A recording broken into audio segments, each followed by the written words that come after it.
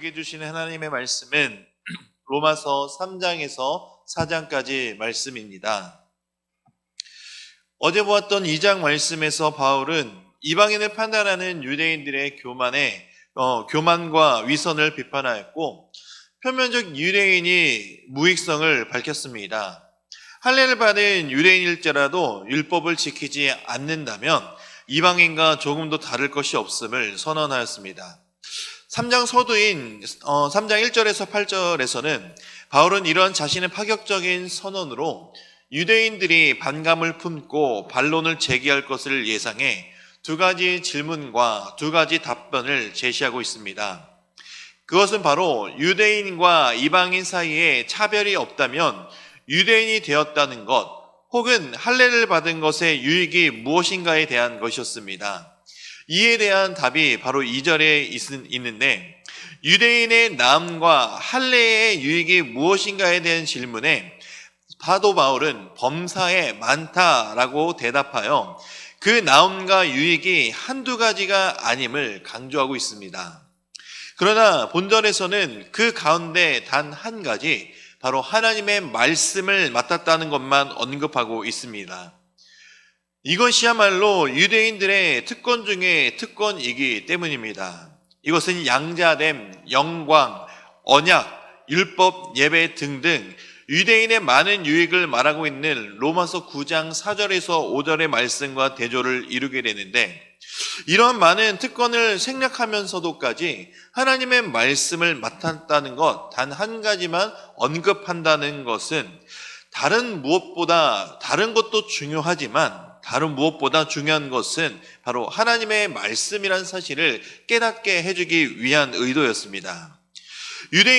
이들이 하나님의 말씀을 맡을 수 있게 된 것은 이 유대인들의 종족의 특성의 우월함 때문이 아닌 바로 온전히 하나님의 은혜로 이들에게 말씀을 위임한 것이기 때문입니다. 이방인들이나 이교도들은 점성술 또는 마술, 자연적인 현상으로 신의 뜻을 찾으려 했지만 그 뜻을 분별하지도 또 알기도 어려웠습니다. 그러나 유대인들은 명백하고 정확하며 선명하게 계시된 하나님의 말씀을 직접 받은 민족으로서 하나님의 뜻을 정확하게 알 수 있게 되는 특권을 누린 민족이었습니다. 따라서 이들은 하나님의 말씀을 위임받은 자로서 하나님의 거룩한 뜻대로 살아야 할 책임도 있었으며, 그 말씀으로 하나님의 거룩성을 주변 이방인들에게 보여야 하는 책임도 있었습니다. 그러나 하나님의 말씀을 받기는 하였지만 유대인들은 하나님의 말씀에 순종하지 않았던 이들은 그 특권을 누리는 일에 실패하고 말았습니다. 이것을 우리에게 시사해주는 바는 중요합니다. 이 세상을 살아가는 성도로서, 그리스도인들로서 바로 하나님의 말씀대로 살아가지 않는다라고 하면 이 유대인들과 똑같은 실패를 이루게 되고 말 것이기 때문입니다. 지금으로부터 한 15년 전쯤에 제가 이제 서울대에 있는 친구들과 함께 놀러 잠깐 갔었는데, 그곳에서 그 서울대 기독교 동아리에서 플래카드를 걸었던 것이 있습니다. 너무나 선명하고 아직도 기억나는 그 플래카드였기 때문에 지금도 정확하게 대답할 수가 있는데, 그 플래카드에 적혀 있었던 글귀가 이렇습니다. 세상이 기독교를 개독교라 욕하는 것은 바로 우리가 말씀대로 살지 않았기 때문이다. 이것은 바로 우리가 말씀대로 살아가야지 하나님을 모르는 세상이 그 세상 가운데 우리의 거룩성, 하나님의 거룩성을 바로 보일 수 있다라는 것을 우리는 늘 기억하며 하나님의 말씀대로 살아가고 순종하는 일이 중요하다라는 것을 믿으시며 늘 말씀에 순종하며 살아가는 삶이 되시기를 바랍니다. 다음으로 유대인들이 문제 삼을 만한 것으로 예상되는 두 번째 질문은 3절에 나오고 있습니다. 하나님이 선택하셨던 유대인들 가운데 일부 유대인들의 불신앙이 전체 이스라엘의 언약에 있어서 하나님의 신실하심을 무효할 수 있는가라는 것이었습니다. 이러한 예상을 한 바울은 바로 하나님의 미쁘심을 강조하고 있습니다. 이 미쁘시다라는 단어는 신실성, 엄숙한 약속, 증거 등을 의미하지만 본문에서는 흐름상 신실성, 즉 엄숙한 약속이라는 것으로 보는 것이 좋습니다. 이 신실성은 하나님의 속성 가운데 하나이며 성도가 하나님의 모든 약속을 온전히 믿고 신뢰할 수 있는 근거가 되기 때문입니다. 유대인들 중에 다수가 예수님을 불신하고 거부하였다고 하여 유대인들을 통하여 주어진 하나님의 약속 자체가 무효화되는 것은 아닙니다. 하나님께서 인간을 위해 율법을 주시고 선지자를 보내셨으며 마침내 예수 그리스도를 보내주셨고 주님의 십자가에서 대속의 죽음을 통해 하나님의 완전하신 사랑을 우리에게 보여주셨습니다. 이러한 하나님의 은혜를 거부하는 이들은 망할 수밖에 없지만 신실하신 하나님께서 주신 구원의 약속이 무효화되는 것은 아니기 때문입니다. 오늘도 예수님의 대속의 공로를 믿는 모든 자는 구원을 얻게 되는 하나님의 능력과 약속은 여전히 유효한 약속이며 주님이 다시 오는 그날까지 변하지 않는 약속임을 우리는 기억해야 합니다. 3장 21절에서 31절까지는 이런 율법의 행위가 아닌 믿음으로 말미암아 의롭게 된다는 진리를 역설하고 있습니다. 이러한 역설은 이제 4장으로 들어가 그 구체적인 실제적인 예로 구약의 인물인 아브라함과 다윗을 들어 논증하기 시작합니다.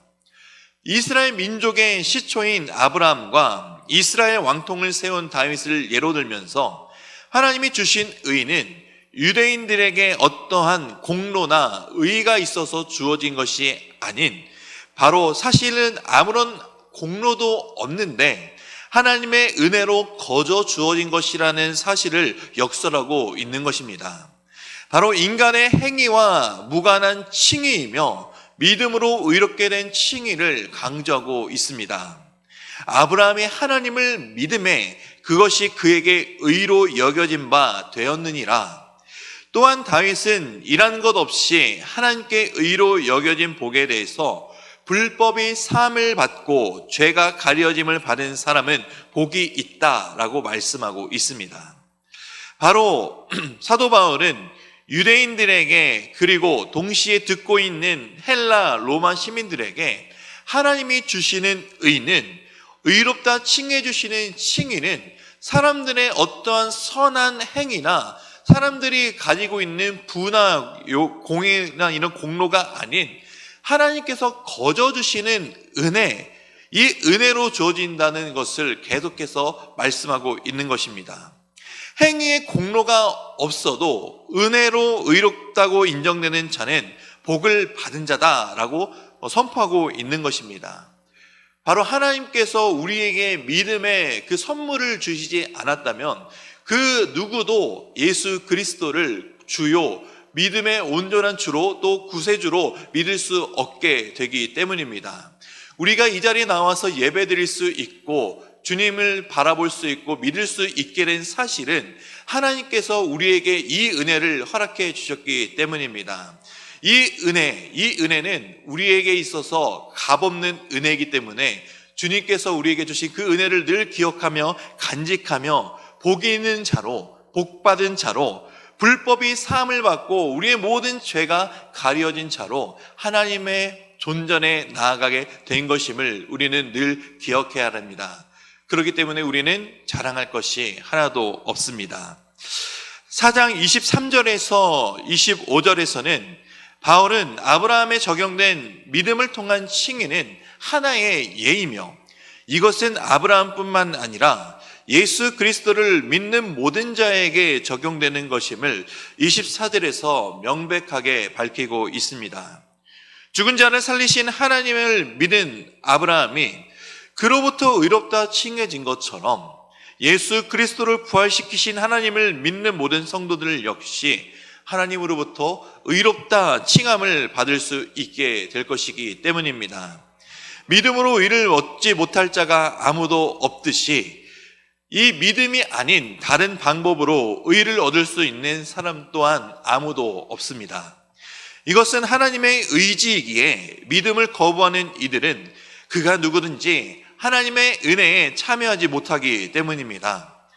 하나님께서 칭의를 위해 계산에 넣으신 유일한 것, 그것은 바로 예수 그리스도를 믿는 믿음입니다. 이 믿음은 바로 예수님을 죽은 자 가운데서 살리신 사실을 믿는 믿음, 그리고 죽으시고 부활하신 예수 그리스도를 나의 주, 나의 왕으로 모시는 믿음입니다. 하나님에게 의롭다 칭함 받는 것은 바로 예수님을 죽음에서 부활하게 하신 하나님을 믿는 것을 전제로 합니다. 25절을 우리 함께 읽도록 하겠습니다.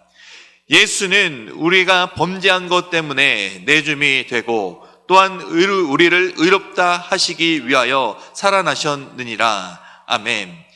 예수님께서 다시 살아나신 이것을 믿는 성도에게 의를 선포하시기 위함입니다. 독생자 예수님이 우리의 범죄함을 위해 내어줌이 되셨고 또한 우리를 의롭다 하시기 위해 다시 살아나셨다는 25절의 말씀을 근거로 우리의 죄를 용서하시기 위해 죽으신 예수님은 또한 우리를 의롭다 하시기 위해 다시 살아나셨습니다.